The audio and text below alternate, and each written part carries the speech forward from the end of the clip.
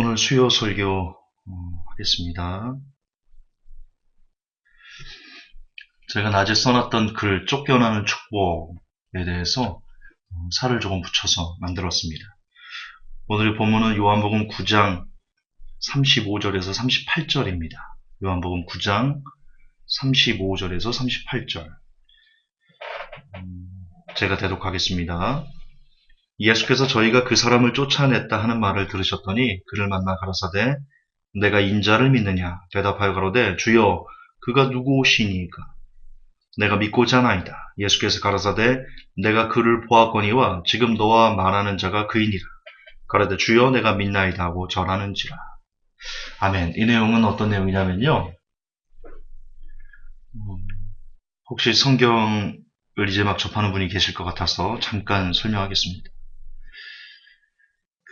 눈먼 맹인이 있었습니다. 그런데 예수님께서 그분을 진흙을 이겨 그 눈에 바르고 실로암 못에 가서 씻으라. 그랬더니 그 맹인이 실로암 못에 가서 그 진흙을 씻고 났더니 보게 되었던 내용입니다.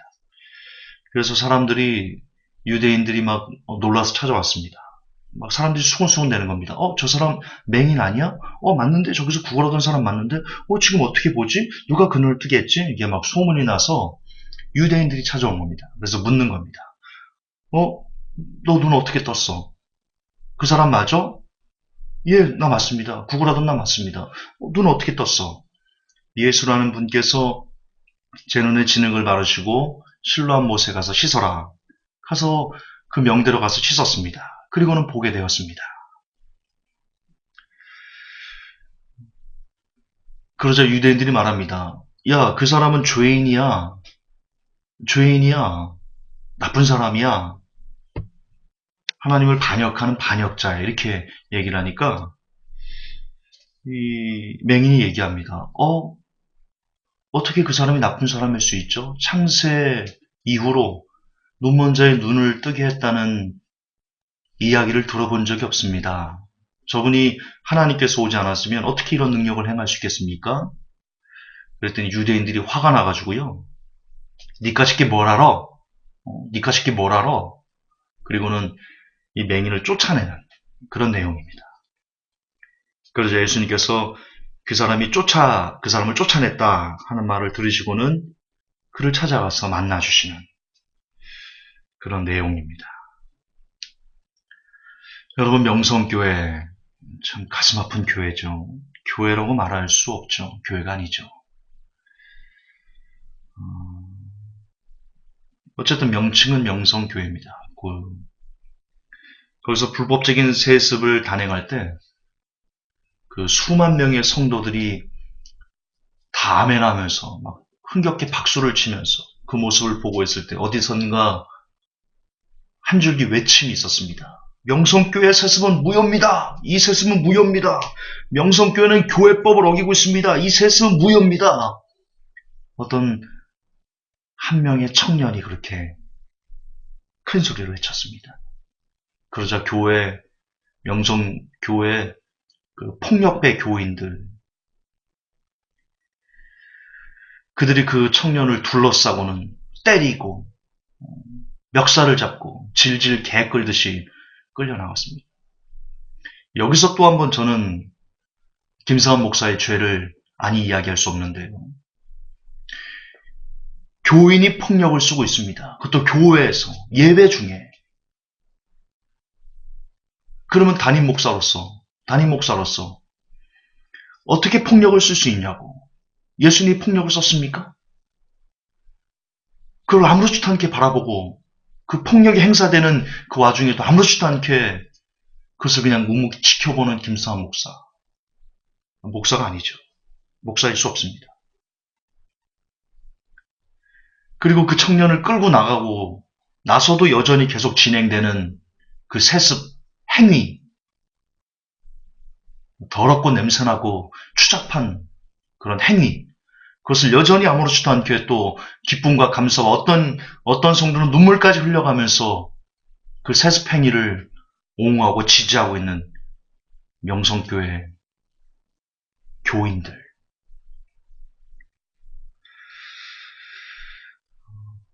어쨌든 그 수만 명이 넘는 사람들 중에 오직 하나의 목소리만 있었다는 것. 참 안타깝지 않을 수가 없는데요. 그 의로운 청년은 무자비한 폭력에 의해서 억지로 밖으로 끌려 나갔습니다. 그렇게 그는 쫓겨났습니다. 저는 오늘 본문 말씀을 근거로 확신합니다. 저는 믿습니다. 그가 쫓겨나가는 자리에 예수님이 같이 가셨을 겁니다. 예. 예수님도 같이 끌려 나갔을 겁니다. 명성교회로부터. 오늘 본문을 다시 보십시오. 소경이 예수님에 대해서 옹호했습니다. 그러자 예수님을 옹호한다는 이유만으로 그는 유대인들, 그 당시 그 사회로부터 소외되었습니다. 그래서 곧바로 예수님께서 그를 만나 주셨습니다.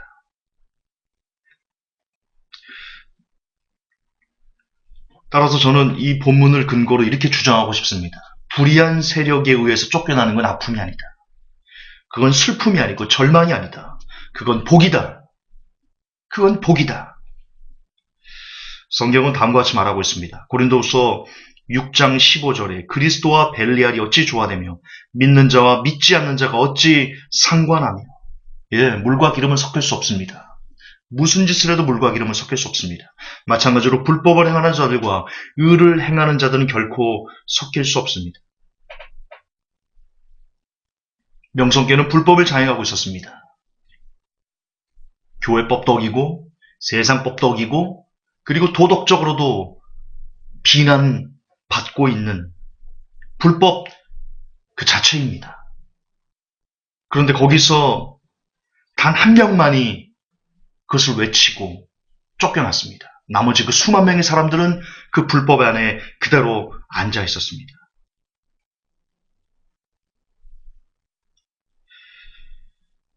저는 예수님께서 분명 그 수만 명의 사람들을 만나주지 않을 것이다.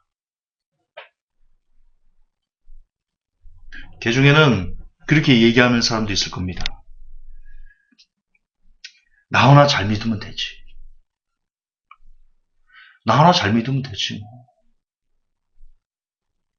분명 그런 사람도 있을 겁니다. 이게 옳지 않다는 걸 알면서도 거기서 그냥 그래도 지금까지 했는데 뭐 어디 갈 데도 없고 나 혼자 내가 기도하고 말씀 보면서 하나님 앞에서 잘 있으면 되겠지 라고 한 사람도 분명 제법 많았을 겁니다.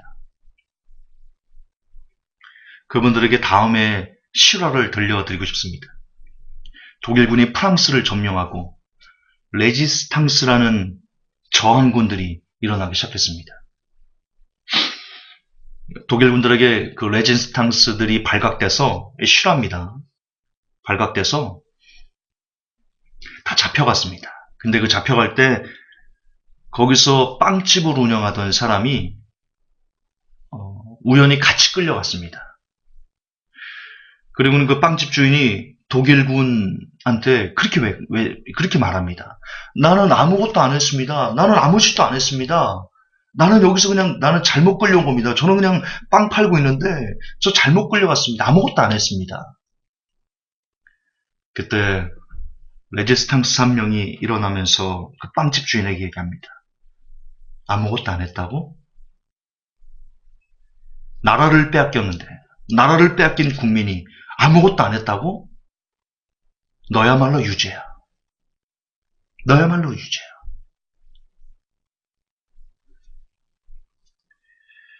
하나님의 나라가 파괴되고 있어요. 하나님의 나라가 떵통에 자꾸 명성교회 예를 들어서 죄송한데요. 지금 바로 드러나는 냄새나는 당장 앞에 있는 그 교회가 명성교회이기 때문에 어쩔 수 없어요. 그냥 직접적으로 여러분들이 그 공감할 수 있는 예가 그게 제일 좋아서 쓰는 겁니다. 이 비단 명성교회만의 문제이진 않겠죠. 그러나 사회적으로 지탄을 받고 있고 수많은 한국 교회뿐만 아니라 그 일반인들에게 손가락질을 받으면서도 여전히 지금 그들이 무엇을 하고 있냐? PD 수첩이 잘못되었다. 목사님은 그런 분이 아니다. 목사님 위해서 저도 눈물로 기도해 주세요. 그러자 성도들이 지난주에도 아멘으로 크게 화답하는 그런 예배 동영상이 올라와 있습니다.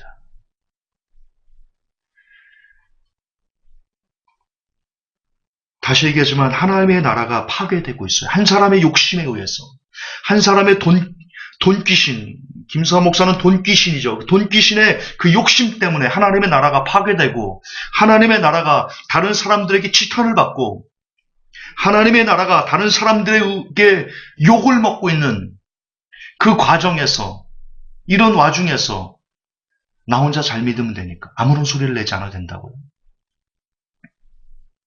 레지스탕스가 빵집 주인에게 말한 아무것도 안 했다고? 나라를 뺏긴 국민이 아무것도 안 했다고? 너는 유죄야.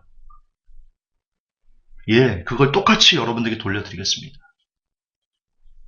하나님의 나라가 파괴되는데 아무것도 안 했다고요? 당신은 유죄입니다. 간혹 제게 이야기합니다. 야, 김종사, 너는 뭐가 그렇게 잘나서, 너는 그렇게 잘나서 한국교회를 이렇게 비판만 하냐? 인정합니다. 네. 저 역시 많은 냄새를 풍기고 그들보다 더 쓰레기 같은 그런 자이지요. 그러나 그럼에도 불구하고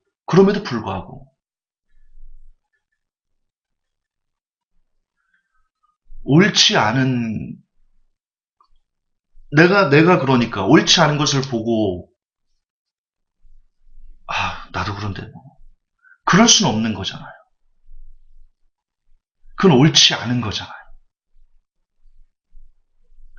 성경에 인간이 정말 잘해서 깨끗해서 정결해서 막 정결이 막 광채로 막 누가 날 보면 김종서 정결의 광채가 나고 있어. 뭐 이래서 옳지 않은 것을 옳지 않다 말해야 된다면 이 세상에 그렇게 당당하게 말할 수 있는 사람이 한 명이라도 있을까요? 한 명이라도 있을까요? 다 죄 많고 다 더럽고 다 안타까운 사람들이지만 그럼에도 불구하고 말씀에서 이게 옳지 않으니까 이렇게 살아가야지 애를 쓰는 사람들은 성경에서 분명 말하라 했으니까 말해야지. 그게 옳은 거잖아요. 에스겔서 38장인가요? 이런 내용이 나옵니다. 이제 재앙이 오고 어떤 어려움이 오는데 파수꾼이 그걸 보고 나팔을 불지 않으면 나팔을 불지 않은 그 파수꾼에게 하나님께서 그 죽음에 대한 죄값을 매기겠다. 그런 내용이 나옵니다. 지금 하나님의 나라가 파괴돼 가고 있어요. 영혼들이 죽어가고 있습니다. 그걸 성경을 통해서 보고 있는 우리들이 외치지 않는다. 말하지 않는다. 나만 잘 믿으면 되지. 하나님께서 그 피값을 외치지 않아서 옳지 않은 걸 옳지 않다 말하지 않아서 그들이 죽은 그 피값을 하나님은 그걸 알고 있는 사람에게 찾을 것이다. 그리 이야기하고 계십니다. 저는 죽고 싶지 않아서 하나님에게 매맞고 싶지 않아서 외치는 겁니다. 잘나서 외치는 게 아니고요. 떳떳하고 당당해서 외치는 게 아니고요. 말씀에서 외치지 않으면 죽인다니까 하나님께서. 그 피값을 제게 찾는다는 게 무슨 뜻입니까? 심각한 겁니다.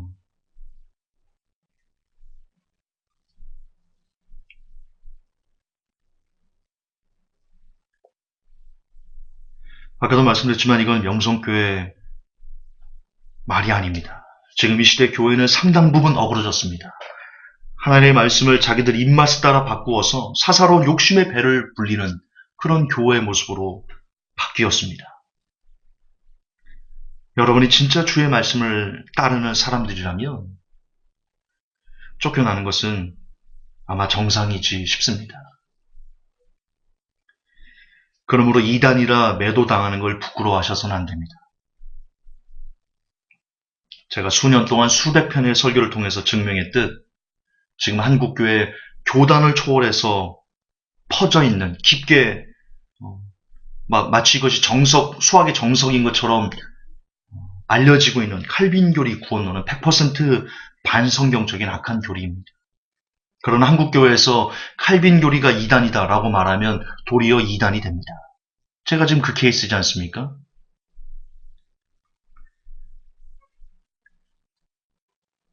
하나님의 나라를 파괴하는 명성교회에서 대다수의 교인들은 여전히 김상한 목사를 옹호하며 지지를 보내고 있습니다. 역시 마찬가지로 한국교회를 파괴하는 만민중앙교회 이재롱 목사.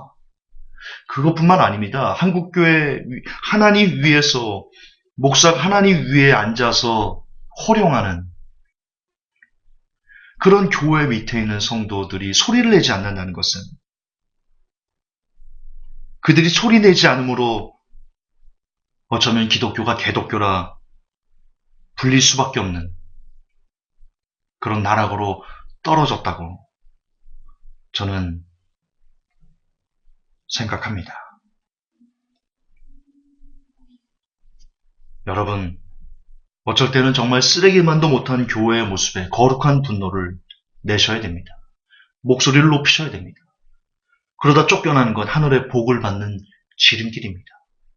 개독교라 불릴 수밖에 없는 수많은 불법과 비성경적인 사상에 대해서 소리를 높여 외치셔야 됩니다. 그리고 쫓겨나십시오. 그리고 쫓겨나세요.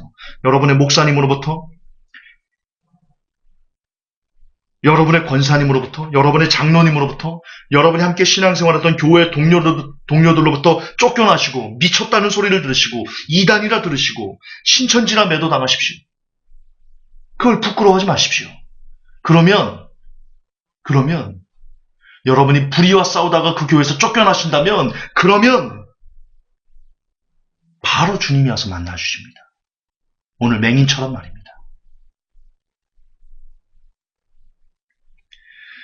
여러분 요한복음 9장 이 맹인이 쫓겨나기 이전에 유대인들이 그 부모님에게 물어봅니다. 이 사람이 당신네들 아들 맞습니까? 그러면 어떻게 저가 눈을 뜨게 되었습니까? 그때 부모님들은 알고 있었습니다. 예수님이 눈을 뜨게 해줬다는 것을. 그런데 성경 뭐라고 되어 있는지 아십니까? 출교되는 것이 두려워서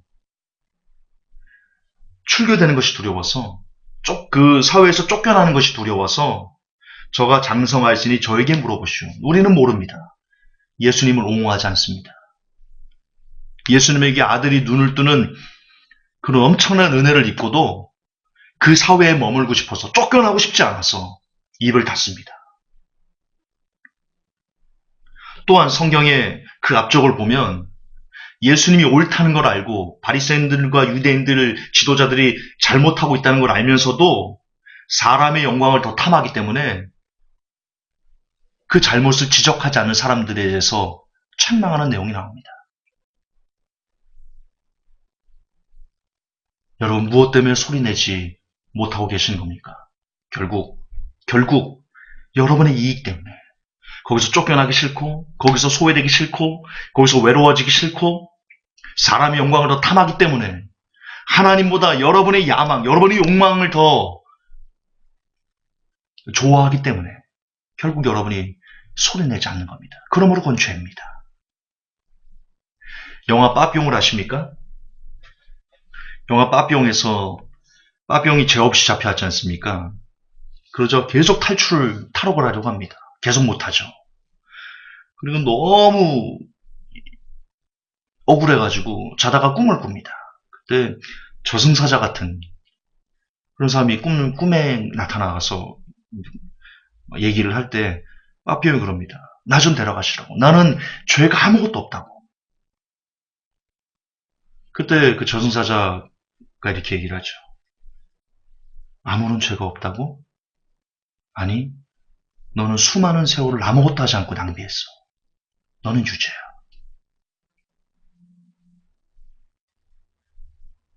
여러분 잘 들으십시오. 아무것도 하지 않는 거 죄입니다. 그게 세월을 낭비하는 것이든 그게 비질레에 대해서 소리를 내지 않고 그냥 침묵하는 것이든,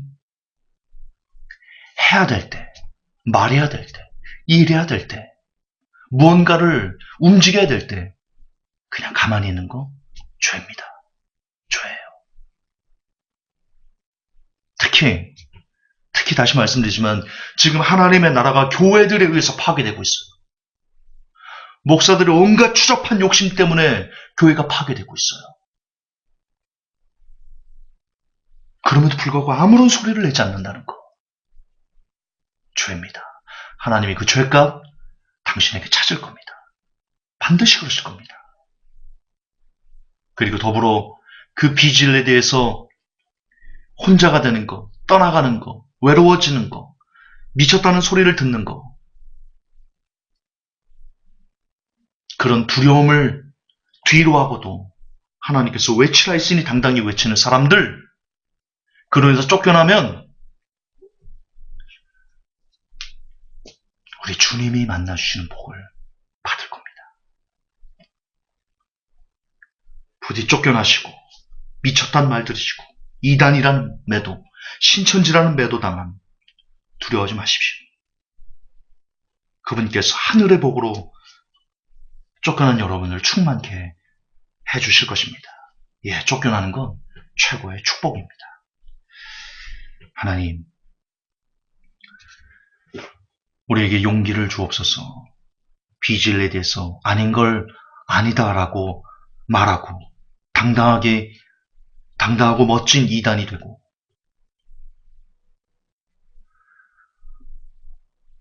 이 시대에 가장 아름다운 미친 사람들이 되게 하옵소서.